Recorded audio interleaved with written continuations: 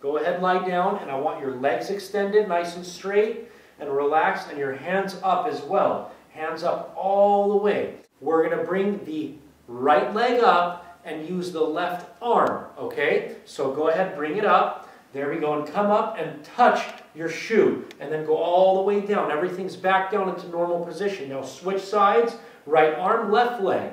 Look at her head. She's not bringing her chin inward. It's nice and straight, and she's going upward. Blow out on the way up. Breathe in on the way down. Go the controlled motion. Not too fast, not too slow.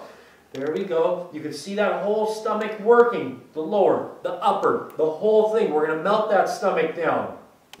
While you're doing it, both arms can move forward. See that? They can come forward and back down, all the way down though. I don't want you coming down and leaving your hands in front of you. They gotta go all the way back. So you get that extension in your abdominal. Look at that. Extend. Now come up, squeeze. Breathe in, blow out, squeeze.